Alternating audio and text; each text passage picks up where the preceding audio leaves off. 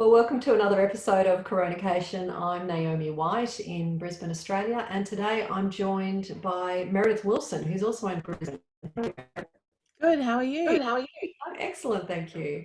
Thanks so much for joining me. Meredith, can you tell us a little bit about yourself? Sure. Well, first of all, thanks for having me. What a great initiative that you've undertaken, Naomi. I'm an exec in one of Australia's largest employer. I grew up in HR, but I stretch across a few more functions these days.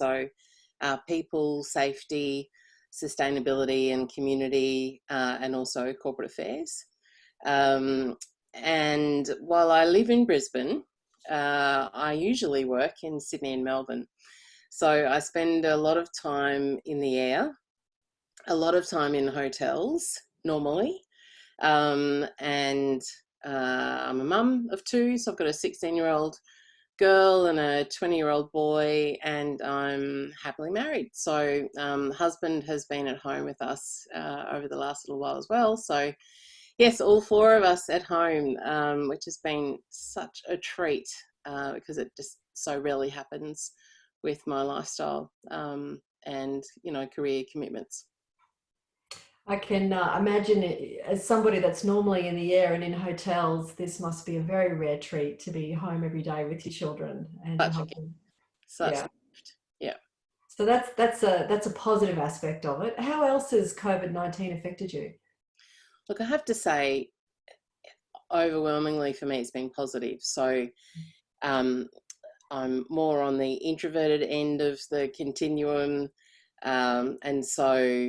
Being grounded, not having to travel away, being at home with my kind of close circle of loved ones, lots of quiet time, not having to find excuses not to go out. It's actually been amazing.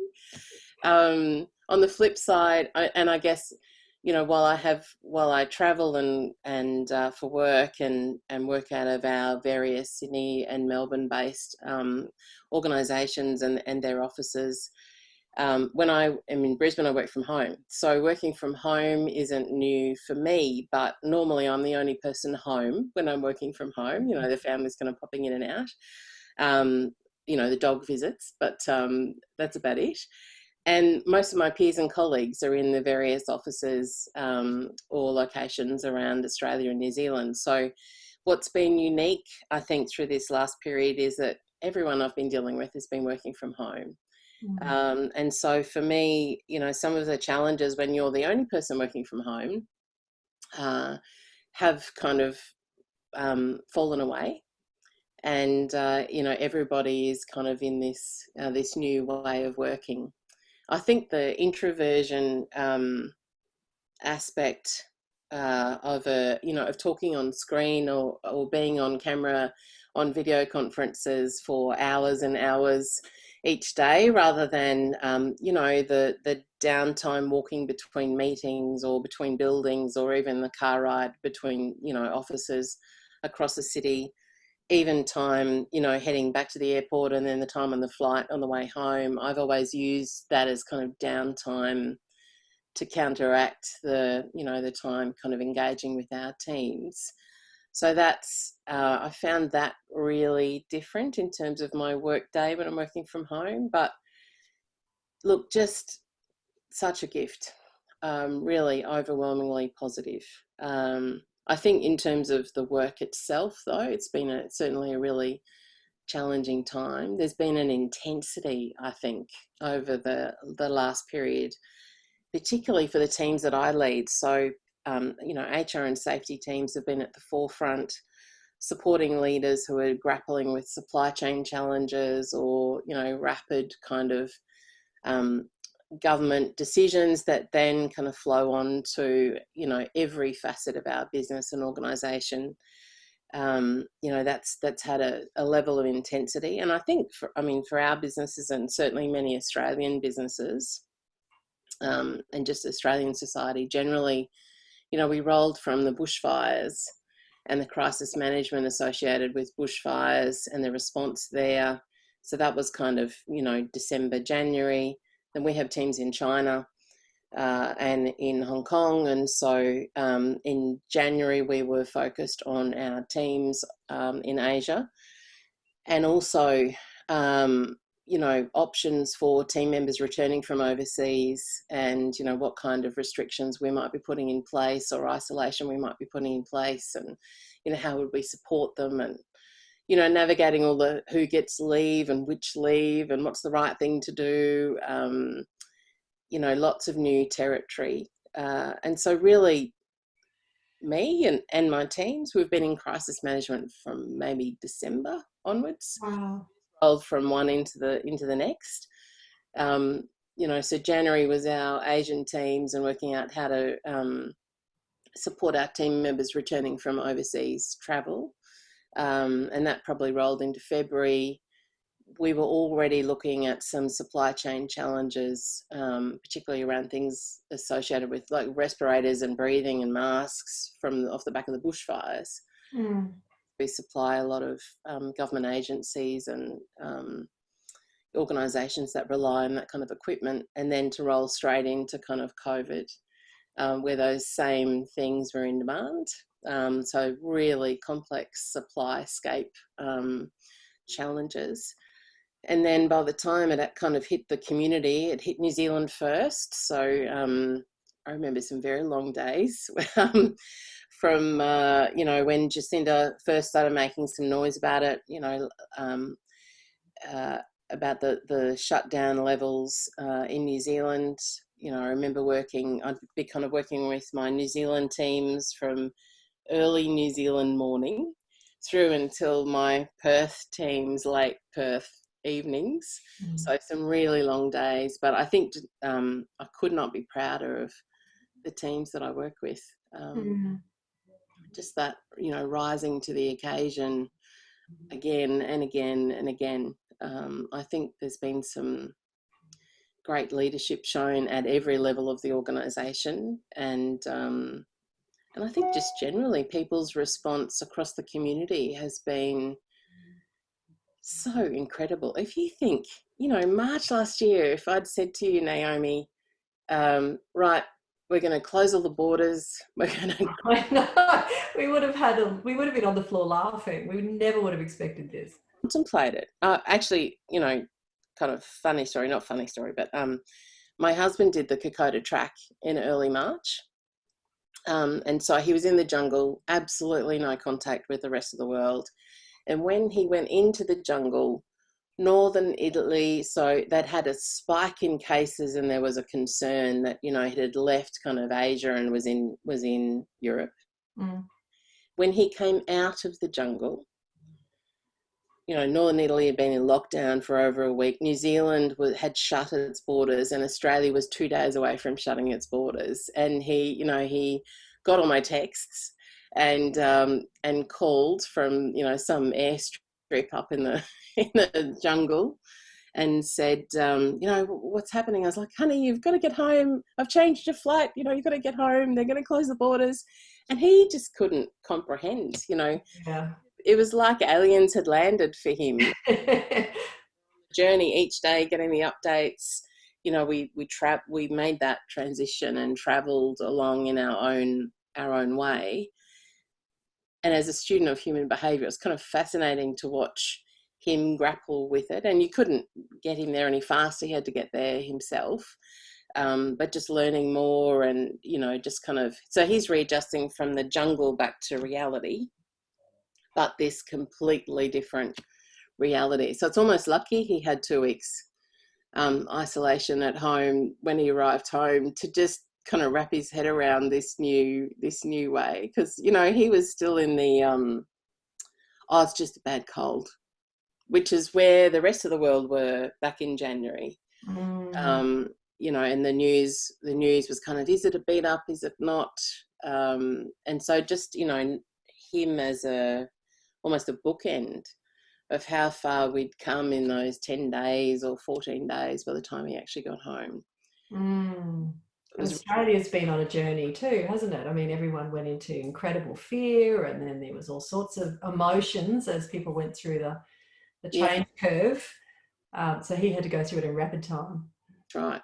I in a way, we were lucky in the teams that were responding in the crisis, because you don't have time to be scared. You've got to, you're focusing on your team and making sure everyone else is okay.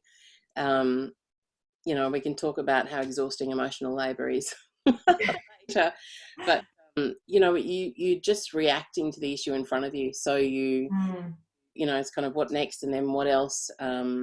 So there were certainly some intense periods, but I think I got through. I just totally missed the scared and worried stage, because I was in action, as was everyone around me was kind of at action stations, trying to respond. So what was the most challenging bit from your perspective out of everything? Because you've raised a lot of really challenging points there. Yeah, I think the exhaustion of the team, and just the caretaking and balancing well-being with still being able to deliver what we needed to for our customers and our team members, and then also our partners in our supply chains across the various organizations. So just that, how did we, I think I realized pretty early on that we were in a marathon, particularly given we'd already just run the marathon of the bushfires. I was thinking about sustainability for our teams pretty early on, and just trying to put some air gaps in place for people, or rotations through, or just some kind of circuit breaker, depending on, each individual and their circumstances. But I think that emotional impact, the impact of emotional labour. So just that care, the carer out in our leaders, but also in our support teams that normally work in a pretty thankless environment, right? HR safety, normally they do a good job, is when nothing happens. Yes. There's nothing to see here. That means you've done a good job. And occasionally there'll be a really positive or, change or growth opportunity that they've driven. But I think they really stepped into the spotlight through this last period, and rightly so. But yeah, I'm still kind of worried about them. Still got an eye on a lot of them, because they're now focusing on the return to office and making sure that happens in a safe and considered way. But is also, it's new territory, because our people are indicating pretty strongly they don't want to go back to the way things were, and they want to not squander the learnings of the last couple of months. And so it's not kind of back to the old, it's forward to the new. And so even though it's exciting and there's a lot of flexible work things that we've been trying to get on the agenda or people to adopt for so long, has now just happened. Just watching that people don't kind of fall over in a heap in this next little while, as they start to slow down and breathe out. So then how are you thinking about that? What advice have you got for others that are going through this? Because there's an awful lot of organisations that are going through exactly what you described right now. What advice have you got? Certainly, listening to where people are at now and what they're wanting. We've had kind of many of our organisations have done surveys with our team members, and the feedback is fascinating. And people are being very loud about what they'd like to see changed in the new world. I mean, I think, and I guess this comes from my time in mining and in safety roles, but they have this thing in mining. So after a major incident, we call it a stop and prop. There's different names for it in different organisations, but it's basically time out. And where you have there's been a spate of small incidents, you might do one to just go, hey guys, let's refocus on safety. When you had something significant, so maybe a fatality or something very scary has occurred, but the full findings aren't in yet. So there's still a lot of unknowns, but it's still just a pause, take time. What have we learned? What do we know? What are we going to adapt or adopt or stop before we move forward? And I feel like the world's just been put on a massive pause. Just stop, reflect, what have we learnt? What can we take forward? At a micro level, how do we build in that, the fancy name for it is micro breaks, but how do we build in kind of moments of pause or quiet in our day to just regroup and then kind of keep moving forward? And then at a macro level, how do we actually lead lives that aren't so bursting at the seams that we don't have room for what matters? I think for me that's been, if you take all the flights and travel time out of my diary, I've had hours back in my week. I don't know that I've filled it wisely, but it's certainly an opportunity to kind of pause and reprioritize.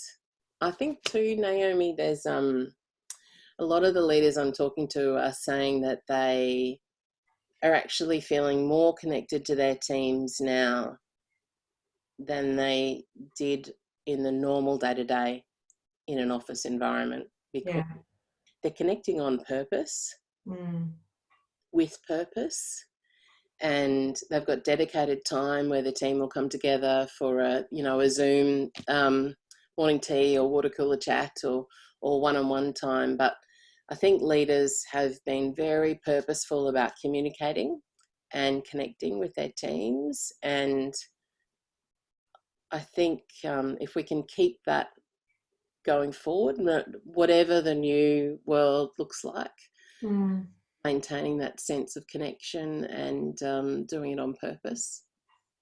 Yeah, I completely agree. Well, Meredith, that's been an absolutely fascinating conversation. Thank you so much for your time. Such great insights and perspectives in there. Thanks for having me. You're so welcome. And I look forward to chatting to you soon. Have a great day.